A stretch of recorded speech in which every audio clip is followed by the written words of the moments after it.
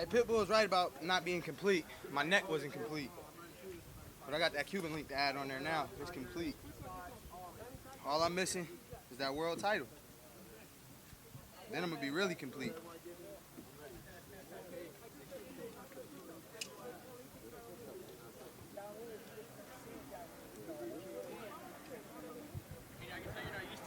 What?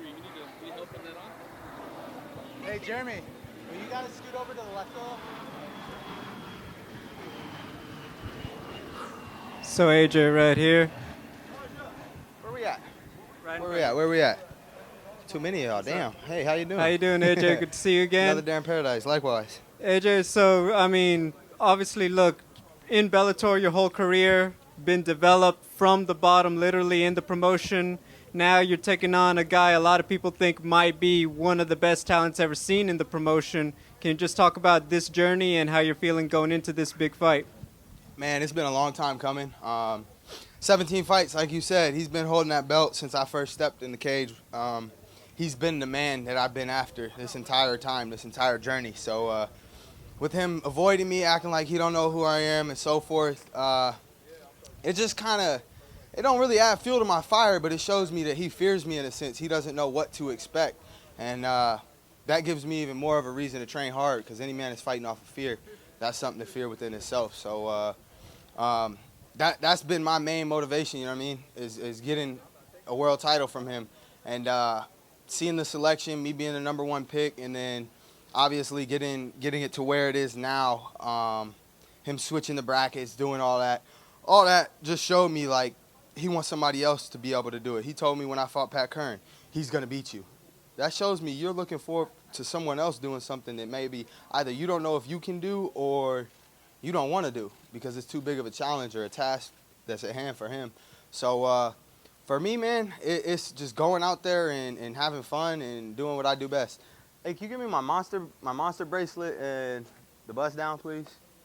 Bust down, Tatiana. Can you talk a little bit about the emotions? You guys have gone back and forth for years. Sometimes he'll say something on social media. You're obviously always been very vocal about it. Is there, that genuine animosity with you and Pitbull, or is this really just all competitive? For me, there's no animosity. I feel him being in his career and where he's at right now. Shout out Newport Watch Club. Y'all see it. Man, they be blessing your boy up. Wait till y'all see what I bust out for this next one. Man, this next ice piece gonna be cold. But yeah, it's nothing personal with Pitbull. I think he took it personal as me being that young up-and-comer, just constantly badgering at his name, trying to get at him. And then he kind of realized, like, oh, maybe he does respect me, because I do respect him and the accolades that he's accomplished in his career. But at the end of the day, like I said, this is a game of chess, and he's a pawn that's in the way at the moment, so I got to remove him from the board.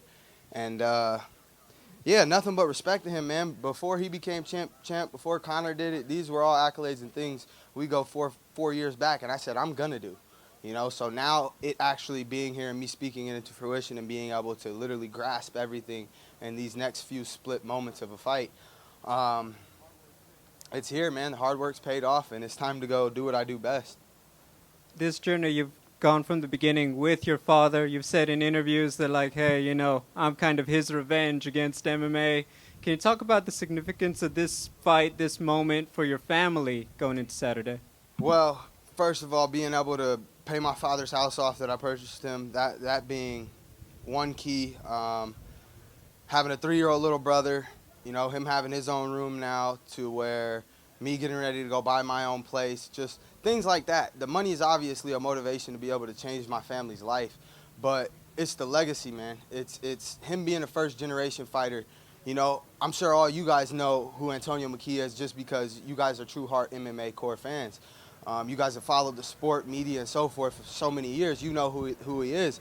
But if you're not talking outside of a normal UFC fan that just is built off the hype, they don't know who Antonio McKee is.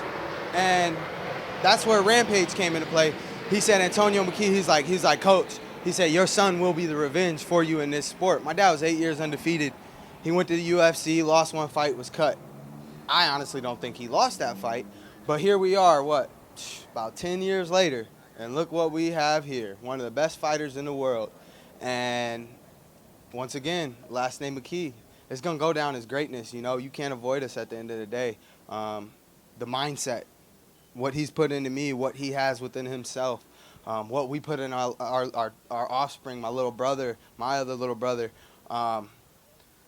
We just make sure that we push each other, inside the gym, outside the gym. We just push each other. We push each other, and we just grow together so we stay together, and that's a big part.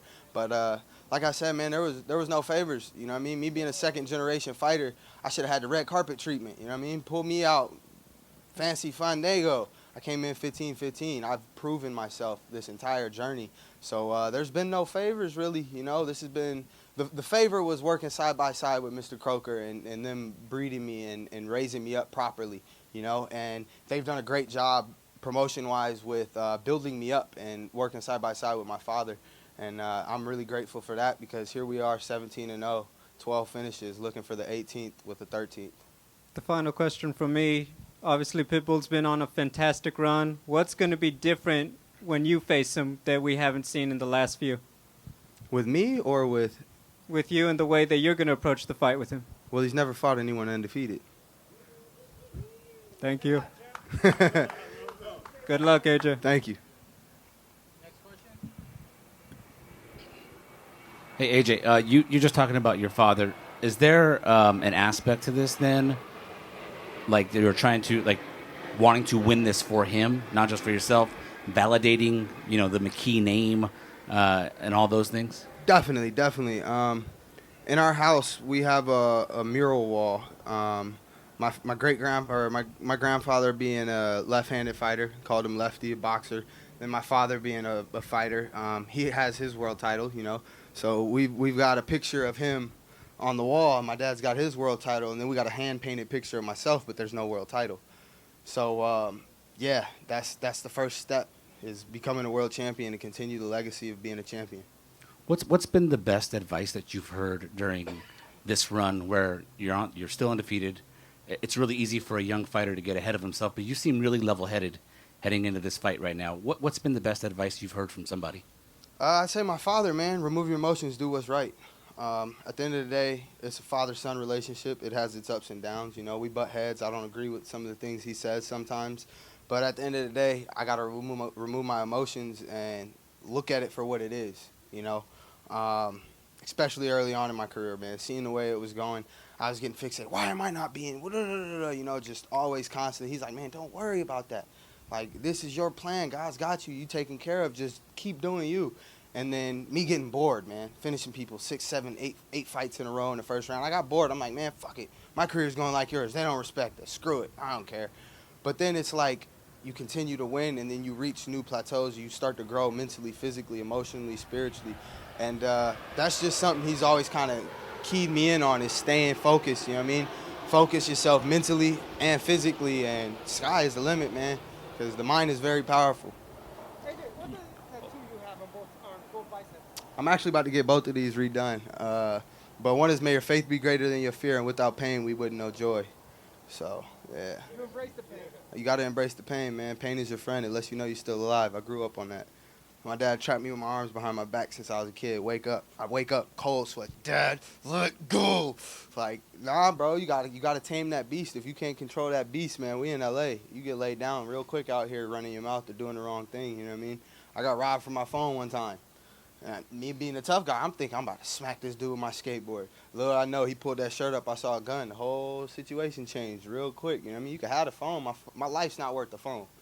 So it's just certain situations, stuff like that, you know what I mean? You gotta be able to control that beast inside, and that's what we try to teach all the guys in the gym, you know? We put ourselves in situations to where you break, you know what I mean? You saw how we train.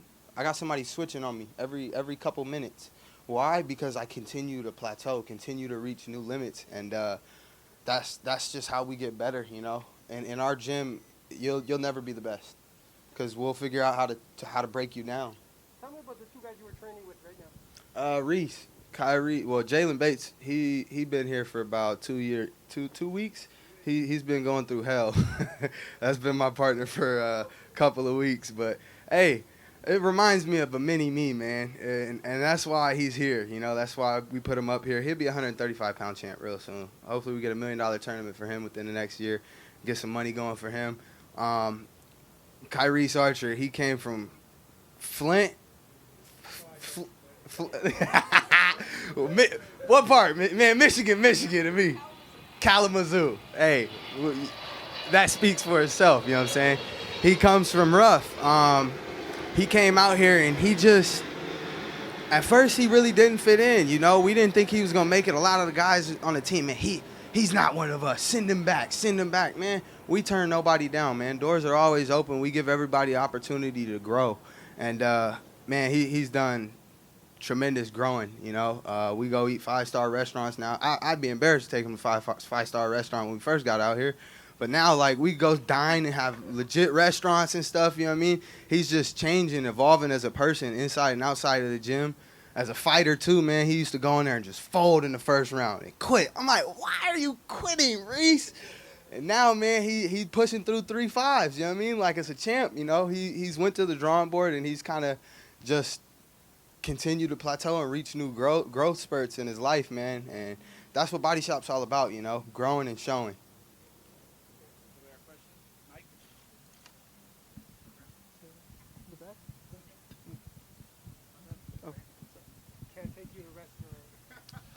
What's up, AJ? So what's when I was happening? breaking down this fight, I was saying this feels like that Conor McGregor, Jose Aldo type fight. The promotion brought you up right. The fans are on your side. You are on fire. Do you like that comparison? Do you feel that? I love it. I said that about 2.5 years ago as well.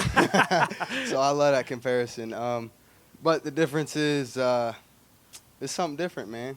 Conor, the money changed him, and he had already lost previous to that. Like I said, I'm undefeated. I got a different mindset. For me, it's kill or be killed in there. And, yeah, that's how it's going to go. I'm going to go out there, fight smart, fight hard, and bring home that world title. L.A., baby. You and Pitbull are two of the best fighters in the world. What's the difference between the two of you? I'm undefeated. In that cage, the styles are so different. You're tall, he's short, he's super powerful puncher. You're the most dynamic guy in Bellator. How do you see this matchup for you? Do you like the way you guys match up, style-wise, body-wise, everything else, where you're at in your career? Definitely. Anybody knows fighting long people is a problem. He's a master of range, though. Obviously, him having shorter arms, that's not a flaw for him. He's figured out how to fight and read footwork, to be able to create openings, moving forward, moving backwards, catching guys coming forward. Alongside, he has tremendous power. So this is where his one-hitter quitters come in.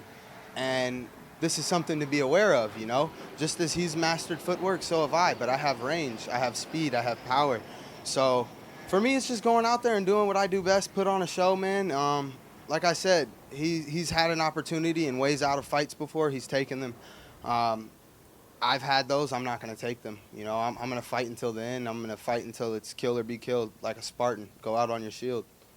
I was at the press conference when you were fighting Pat Curran. Pitbull was fighting Michael Chandler. Pitbull was talking about you more than he was talking about Chandler back then. Are you in this guy's head? I don't know. I've been calling his name for quite some time. I definitely think I'm in his head. Not really. I don't really care. You know what I mean? At the end of the day, we can both talk and say whatever we want to say. But until we get in that cage, those doors close, we're going to see what happens as soon as that door closes and that bell dings. And that's what I'm really looking forward to. Because all the talking and all that, it's all fun and game. It's for the cameras. It's for the promotion. It's to build the hype. But when that door closes, the true warriors come out.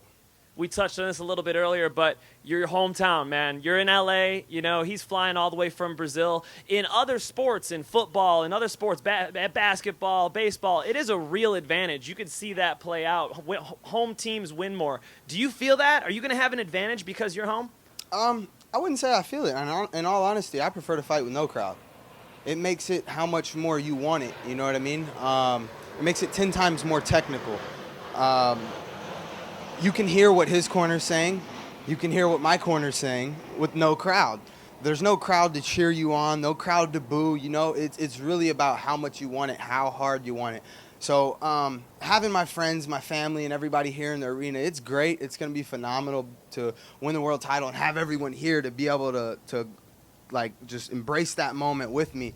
But at the end of the day, like I said, I got to go out there and fight smart. I remember, like we said, in that Pat Curran fight, I fought smart, but there was one time the crowd started booing, and I'm like, I want to go get it. Why? Because I got a gas tank out of this world, and I know I have that inside of me to go get it.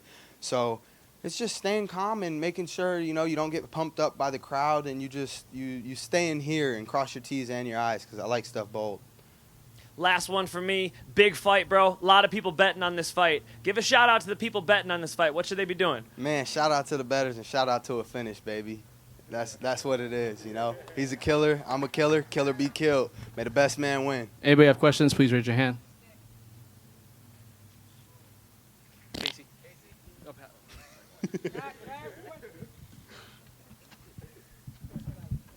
Oh, shit. All right. Well, sorry. Was there a point in your training or in a victory or whatever that you thought, you know what, I am the best in the world now? Because, I know you couldn't, 2-0, you probably weren't thinking you were the best in the world, but what point? You were? Oh, yeah. Okay, then what day, how far into your training, your career, did you go, I'm the best? Man, honestly, since my very first fight, I've always had something to prove. I wanted to come in and make a statement, and I feel like that's where I came into just showing up and showing out. That was always the big part. 1, 2, 3, 4, 5, 6, 7 wins all in the first round.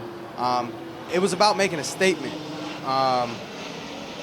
Then coming along, I would say after my first main event, I don't know, I'm still kind of realizing how good I am. And my dad constantly tells me, dude, you don't even know how good you are. But I would say in the past 2 years, man, a lot has clicked. Being able to help the teammates, coaching them, and just seeing different openings in and out of the sport in the gym, it's been surreal to be able to not only alter myself but help other guys. And that's kind of where I would say I've realized, all right, dude, you are on a different level. There's a lot of people out there, but you're undefeated. There's a reason you're undefeated, Something's working. When you weren't supposed to win, you still won. When you didn't train for a fight and you fought that fight on a week notice, you fought with a broke hand, there's a reason I won. And I just feel like I'm destined for greatness, man. And, man, being an April 7th baby, diamond's my birthstone. I'm a diamond, and we handle pressure great, man. And this pressure I'm now embracing. And I feel like learning from the GOATs, man, Michael Jordan, Muhammad Ali, Kobe Bryant, they deal great under pressure. And like you said, Kobe Bryant, he does better in the last 25 seconds taking that three than he does in the first 25 seconds. I'm the same way, man. It's just we thrive off that adrenaline, being able to surpass and just level up from the adversity. And, man, when adversity is in my face, I look at it in its eyes and I smile. And you mentioned briefly earlier about the money. There were comparisons to Conor McGregor versus Jose Aldo and how the money changed Conor. If you win next Saturday, you get a big-ass check. How do you know the money isn't going to change you? Or maybe it will change you for a positive? Man, because first of all, I love my teeth too much to go get veneers. So him playing with his teeth in all the interviews, he's so comfortable that he's uncomfortable, if that makes sense. I'm just looking for contentment. To be comfortable. Same thing with Anderson Silva. He was comfortable. He was so comfortable. He was bored in there. Man, my check's already spent. I'm pay off the house, go buy another one. So, for me, the $100 million man, the Floyd money of MMA, the money man of MMA, that's my goal, I want to be able to take my whole crew out. We go party. They all drink. I don't even drink. And I run home. Hey, you writing $100 million checks? You fucking right. Man. So that's where I've kind of fixated myself to be that man. You know what I mean? Not him as a person, essentially, because I don't know him personally like that. But one thing we cannot deny is his work capability and how he works. And, man, that's why I said I'd love to fight him, share that moment. His greatness versus me being my greatness in his sport and my sport. It's not about me trying to beat him. It's being able to share that moment with another great in his sport and being able to bring the recognition to my sport. Thank you. Thank you. AJ, how you doing today? I'm doing great. How about yourself? Good, brother. I know who you are, but for the people that don't know who you are, what do you do for a living, AJ McKee? I sign contracts and take them out. Now, AJ, you're also extremely confident. You also have a 1 foot reach advantage. Is that going over their head? And how do you expect for them to plan for that? Can you plan for that? Like I said, Pitbull's great at reading footwork. He's great at reading just movements. You know, he sees an opportunity, he takes it. So I don't think anything's going over his head. I think he knows what he's in tail for. He just doesn't know exactly what he's in for. So preparing for it can be a little hard because you don't know if AJ's going to wrestle. You don't know if AJ's going to try to get you to the ground and play jiu-jitsu. You don't know if AJ's going to try to strike with you. So that's the key to being a mixed martial artist, is mixing all the arts. And this is where I feel I'm best, is being able to adapt in those moments and create new openings. You know, if standing up's not going well, okay, we take him down, test out the ground. If the ground's not going well, then okay, let's get back to the feet. You know, and that's just being able to improvise, self-awareness in that cage. And that just comes with cage awareness and years of practice. You know, you got to be in there. Yes, sir. And can you, for people that hasn't seen the new ice today, there's a big M and a key on it. Can you explain that to everybody else? I know you mentioned that you got the game on lock and you got the keys. So this is my key to life. You know what I mean? The Ankh represents life. If you look right here, that looks like a treasure chest key. And then you got the Majin Buu M, Dragon Ball Z, because we going Super Saiyan. You know what I mean? You got to just tame that beast, like I was saying. And the whole thing, man, I came up with it, you know. I didn't want to put a cross, because cross represents the crucifixion. Is representing, I don't know, I like to represent life, you know what I mean, growth. So what is it cost? Sheesh, about 20 large. About 20 large, and that's a deal. That's a deal. I got a great jeweler. Shout out to Goldfingers, man. Goldfingers. Got them sticky. Right on. And AJ, last question. How important is it for your little brother Mason to see you live out your life, write out a check at 12 years old for $1 million, and then fight for it on the 31st coming up? Man, he has no idea the world he's growing into. But the good thing is at 3 years old, he's already pulling arm bars. So, like I said, man, $1,500 was my first check. His first check should be nothing under $100,000, bare minimum. And that's out of respect for me, my father, and so forth. You know what I mean? That's now a third, fourth, the middle of a third and fourth generation fighter. So that's what we look forward to, man. He's not gonna have to fight. He's gonna fight because he loves the art of fighting, because he loves fighting. You know, there were times, like I said, I broke my hand and I had to fight because we were living in a loft with 5 people. I gotta go fight, man. Bills gotta get paid. My dad's like, nah, bro, you ain't gotta do it. No, Dad, like, we can use this bread, and I know, like, man, whatever. I'm a fight. We gonna go out on our shield. Like, that's just how he's raised us. So, man, he'll be an 18-year-old world champ for sure, hands down, guaranteed, under 18 world champ. I guarantee that. Mark my words, for sure.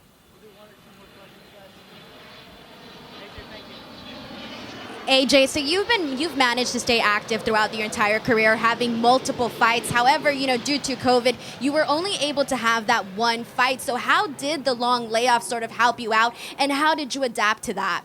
It was a blessing in disguise. After the Derek Campos fight, I had knee surgery. I tore my lateral collateral completely. So, like I said, going through that was just surreal. I thought I was never going to fight again, sitting in bed and so forth. It was mind-opening, and then scheduled to fight Darren Carwell in June. I was about 75% ready, but like I said, I'm a fighter. I'm going to fight regardless. So after that, I'm like, man, screw it. Like, let's go. And then COVID broke out, I think, like March, June. So then everything got postponed, and it was just continuing to stay ready, get ready. So from June to September, I was already in shape, Now it's like just fine-tune. And at that point, we had our eyes on Patricio Pitbull. You know what I mean? Like I said, he's been the man since I stepped in this cage. This has been the man we've watched for 17 fights. Everyone else was to get us to this moment. And when we signed that contract for this tournament, all 16, however many fights, it was all irrelevant to me. I am now 0-0. Everybody in the tournament I see in my eyes is 0-0. Regardless what his record is, I don't even know his record. I give a shit less what his record is. Right now, he's 3-0 to me. Right now, I'm 3-0. And may the best man win. Come out 4-0 with a world title with every single person's name on it. And that's what I'm looking forward to, is having his name on that world title. And that's my first stamp in my career. Thank you, AJ. Thank you. All right.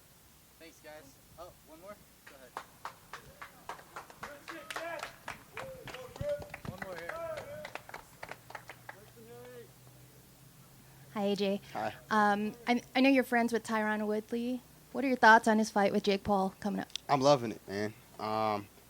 His last UFC fight, I got to train with him for about a week and a half. Y'all saw what that brought out of Woodley. That man went out there and left it all on the line. Did he not? He went out on his shield. But at least he went and fought. Yeah. So that should just tell you something about our gym, man. We mentally, physically, spiritually got something different. The fight with Jake Paul, I like it. I love it. You know, he's got his mama in his corner. She's a God-fearing woman. She's in his corner all the way. I actually got to meet her alongside with my father, and he looks just cleaner, better, healthier, happier. I think this is gonna be the fight for him to just go out there and do what he loves again. You know what I mean? This is a first real fight for Jake, and for Woodley, it's a young up and comer in a sense. You know what I mean? So he's gotta. Woodley's just gotta go do what he does best, man. You know what I mean? He's an April 7th baby too. He's a star. He's lived it all. Being a world champ, he's already been through all that. So I'm excited for him, man. I think boxing, you know, this may be it for him. And of course, he's making the most money he's ever made in his life. So that's always cha-ching. Go do you, player. You know what I mean? Go bring that check home, and I see you afterwards, fam. I talked to him yesterday. I talked to him again today. So it's all love and peace and blessings with my brother right there.